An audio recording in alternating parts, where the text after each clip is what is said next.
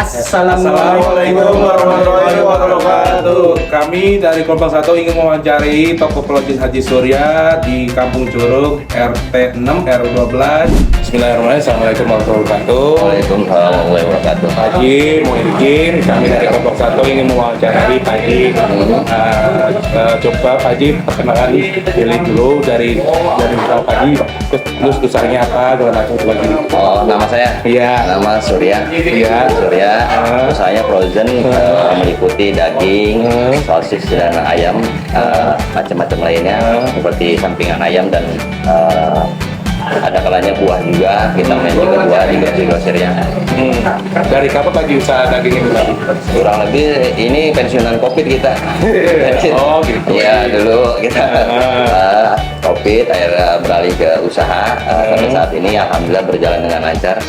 Nah, bagaimana kualitas produk yang dijaga agar fresh di dalam dari aman ini Pak Haji yang diproduksi? Untuk mengenai frozen, terutama kita yang pertama langkahnya harus lebih cepat, nggak boleh lambat di luar ruangan. Jadi begitu barang datang dari pengirim, kita langsung memasukkan secepatnya ke freezer, jangan sampai bertunda berjam-jam di luar, sehingga daripada apa yang ada merusak kualitas yang ada. Oh gitu. Itu bagaimana pelayanan terhadap selama ini Pak Haji? Pelayanannya? Kenapa? Bagaimana pelayanan terhadap selama ini? Pelayanan terhadap apa nih? Kayak dagang gitu kayak. Oh, pelayanan konsumen ada yang langsung datang ke tempat, ada juga yang melalui online aplikasi kayak Lalamove, Grab dan sebagainya. Jadi dia pesan Grab untuk ambil barang di tempat kami. Oh gitu Pak Haji. Apakah promosi yang dilakukan masih kurang maksimal Pak Haji?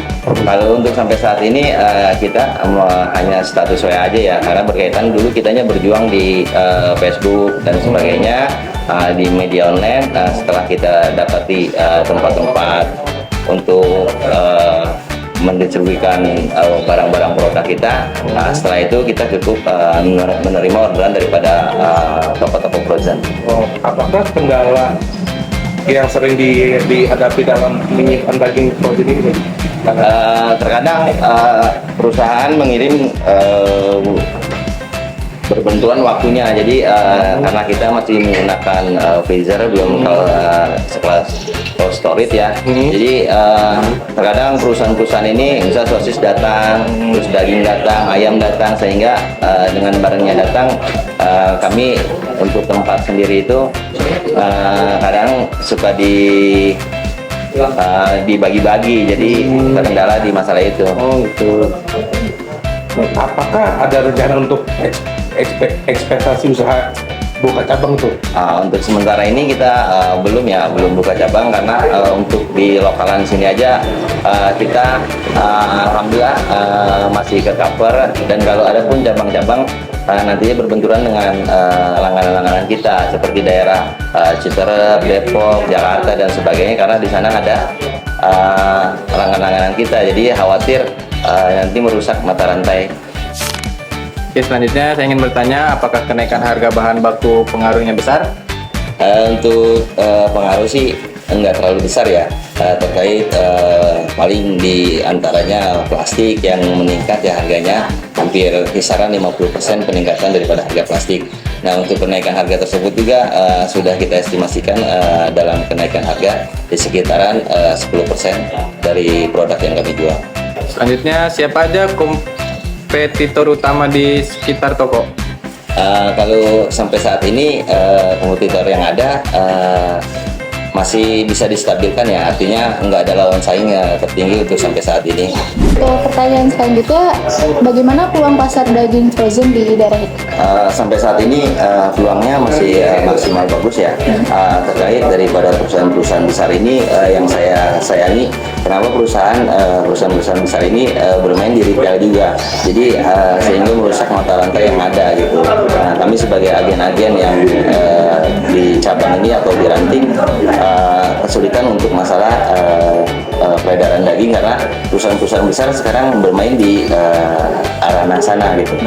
Selanjutnya, apakah ada risiko terkait listrik kayak freezer yang mati atau logistik gitu? Nah, untuk sampai saat ini freezer mati atau kerusakan listrik ya karena mengenai wilayah yang udah masuk di wilayah kota, artinya kalau dahulu kan zaman 20 tahun ke belakang itu mati listrik bisa dikatakan sampai 1 hari karena ini udah masuk ke kependudukan wilayah kota, sehingga mati lampu paling 1 jam 2 jam sehingga tidak merusak produk yang ada. Enggak, jadi tidak menghambat proses. Tidak menghambat proses daripada daging itu sendiri. Oke, baik, akan saya lanjutkan Bapak Haji. Ya. Untuk pertanyaannya yaitu apakah ada peluang kerjasama dengan restoran atau UMKM? Kalau peluangnya besar, tapi untuk sampai saat ini kami hanya beredar di toko-toko ya, artinya mensuplai daripada toko-toko frozen. Nah, terkait masalah UMKM dan resto ini kami butuh daripada marketing untuk tersendiri gitu, biar masuk ke restoran atau UMKM yang ada. Oke, saya ingin bertanya, apakah plan atau rencana untuk toko daging ini untuk kedepannya, Pak? Rencana sih kita untuk sampai saat ini ada rencana untuk lebih besar, artinya yang tadinya kita menggunakan freezer, ada harapan kami akan menggunakan kapasitas pendingin yang lebih besar karena terkait masalah barang yang datang terkadang berbarengan gitu. Pernah nggak sih terjadi kerugian gitu? Dan itu cara mengatasi kerugian di perusahaan itu gimana gitu? Untuk masalah frozen daging ya, kalau frozen daging kerugiannya bisa dikatakan minim ya, bisa dikatakan minim. Paling dari kerugian itu terkadang timbul dari susutnya daging frozen ke di thawing, artinya dicair ya. Nah, itu mengenai kendala susut. Oke, cukup sekian dari wawancara dari kelompok 1. Saya ingin akhiri. Terima kasih juga untuk Ya, Pak Haji Surya untuk meluangkan waktunya. Mohon maaf jika ada salah. Kami akhiri. Wassalamualaikum warahmatullahi wabarakatuh. Waalaikumsalam warahmatullahi wabarakatuh.